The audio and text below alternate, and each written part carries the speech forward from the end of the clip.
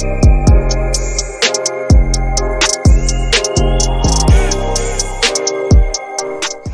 welcome to my channel. My name is Chastity. Here we talk about beauty, entertainment, celebrities, books, movies, anime, TV shows, and kind of anything else that garners my attention this week. So hey guys, hey, it's been like a week and some change since last time I posted, just because today is the first time in a week that I've had like the energy or the want to actually get out of my bed. So we're here, we're feeling better. Now since I've been gone, we've gotten a community tab here on YouTube, so I will be trying to post on there more frequently, especially if I'm unsure of whether or not I want to make a video on something. So I'm gonna like use that to like poll you guys and see whether or not something's worth making a video about or not. Also try to keep you guys updated. Now I won't be posting any content next week just because I'm going to be working extra like shifts so I can have enough money for like the holidays and get my friends and families like gifts they deserve. But in 2 weeks I will be back to my regular scheduled posting, I guess. Now on to today.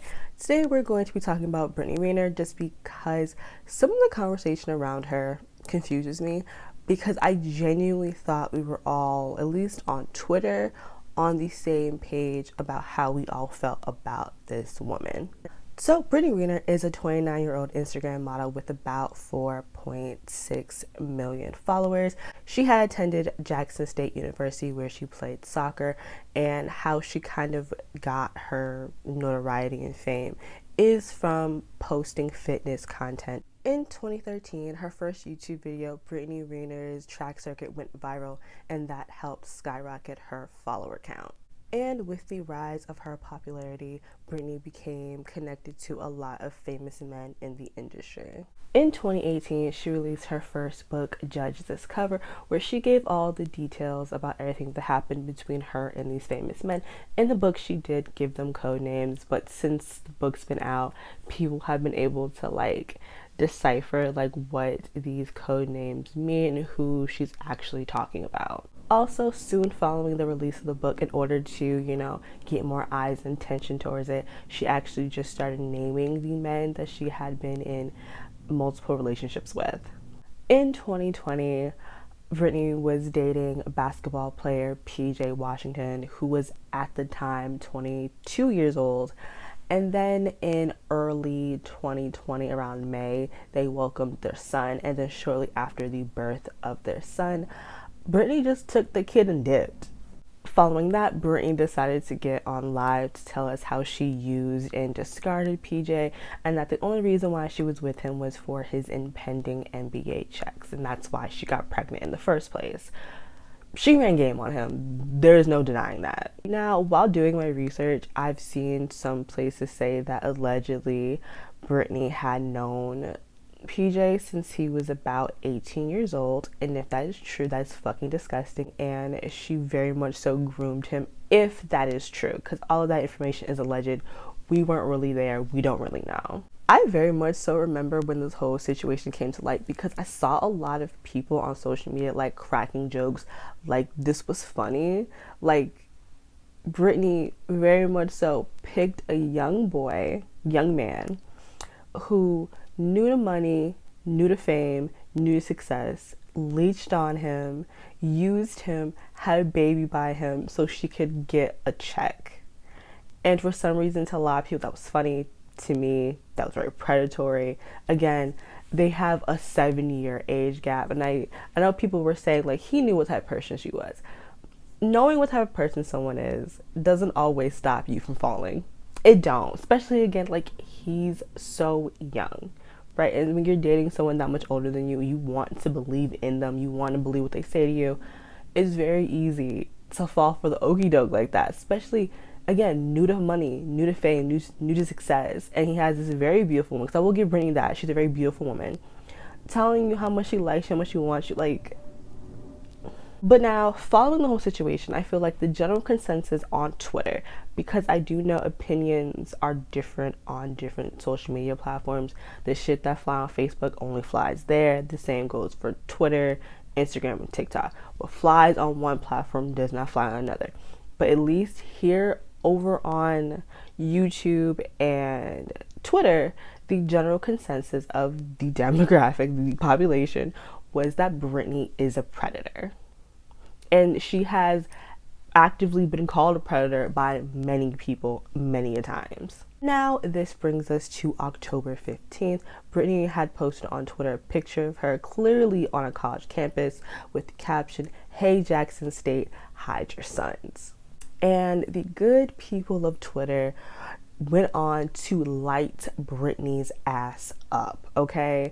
There were so many people referring to her as predators, people saying that she should not be allowed on college campuses, how she shouldn't be allowed near any young prospects.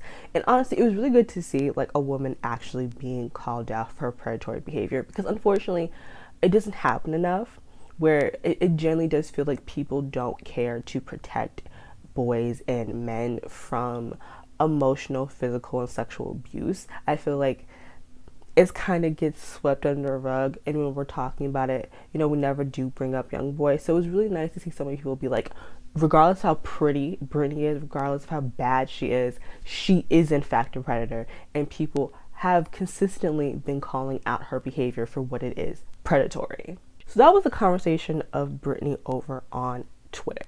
She's a predator on Twitter. We all agree that she is a predator. Now, I'm fully open to believe that there are other social media platforms, Instagram, because Instagram is a dumpster fire, where Brittany's behavior was being praised, but the conversation happening on Twitter was that her actions are what they are, predatory. Now, I then saw people under the same threads that we were dragging Brittany and calling her a predator, saying that there's a double standard and that if she was a man, y'all would be upset about this. Under threads where people are upset about the predatory actions of Brittany. What is it like having marshmallows between your ears? Because like this double standard conversation does not work in this context, because Brittany is actively being called out. She is actively being called a predator, and people are saying she's a horrible person and we need to actually protect young prospects from her.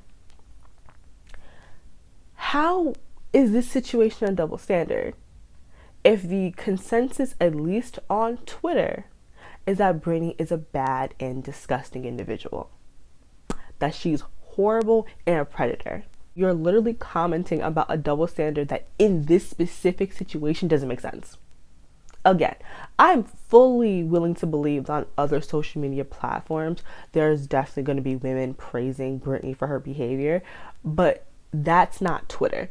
And the double standard conversations need to be happening on those platforms because it makes more sense to have them over there, because those people need to open their eyes and see. It doesn't make sense to have a conversation on Twitter when everyone's like, no, we think she's a terrible fucking person. Like that select group of men, it feels like they actually don't care about the situation or care about young men being preyed on, and they're just trying to use this situation as a whataboutism when it actually doesn't fit this situation, because again, she is actively being called out. Like the only reason why she trended is because people were dragging her for being a monster. So again, this double standard conversation about like if this was a man does not apply here, because Brittany is actually being called out. Like again, on Twitter, nobody is like praising her. Also, this conversation that like a whole bunch of women are supporting Brittany, when we all know for a fact that Brittany's demographic is not women, it's men. Like let's don't lie. Like let's don't lie about facts. That majority of Brittany's fan base is men, thirsty ass men, not a bunch of women. And this select group of men, because it's not all men, but this select group of men that bring up male sexual assault only as a whataboutism and not because they genuinely care about the safety of other men. Because if you go on those men's pages, they never have a genuine conversation about it. They only bring it up when women are talking, and that's when you know it's not real. Because women on any random day, we will be like, you know what, let's talk about the predators in our community and why we blame young girls for grown men's actions, right? Like how like your parents will make you like change if a specific man is coming to your house, and not, instead of making your daughter change, maybe not invite this man that you don't want around your daughter when she's wearing shorts. You know, maybe don't, if this man makes you feel like you have to protect your daughter, maybe he shouldn't be in your home, right? But it's your young girl's fault, let's make her be fully clothed. We're having those conversations, and then that's when men are like, you don't care about us. You have a platform, you could use it to talk about male sexual assault victims and rape victims as much as you want, and there will be enough women supporting you guys. But that's not what you're trying to do. It's a whataboutism. You're trying to derail and blame women for things when it's like you could just genuinely have these conversations amongst yourselves, because you don't. Men don't talk about sexual assault around each other, and there should be the breaking of that to be like, let's have a full ass conversation, like as men, talking about this, because there's far too many men who have stories of their first sexual encounters as boys with older girls and grown women, and they think it's normal, they think it's cool. Or when there's a story about like a teenage boy who was like assaulted by one of his teachers, and you see men in the comment sections talking about, where were these teachers when I was in high school, or he was so lucky why he snitched, yada yada yada, where it's like, y'all should really be having conversations to break these stigmas amongst each other, instead of trying to like derail women's conversations when we're having them. And again, derailing this whole situation because there's actively a woman who's being called out a predator, and instead of y'all using your platforms to call her out, you're talking about a double standard that does not exist in this situation. For what? For what? Again, the men that use that conversation, that rhetoric, genuinely do not care about male sexual assault victims. I think we all know that at this point, that they don't really care, because any other day of the week, they're not talking about it. You only talk about it when women are talking. You don't actually care.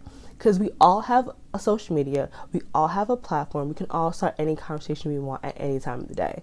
But again, using your platform as a whataboutism is so irritating and so annoying. Especially when it does not apply. Because again, in this situation, Brittany is actively being called out as the monster she really is. Okay, that's it for me. What are your guys' thoughts and opinions on this whole Brittany situation?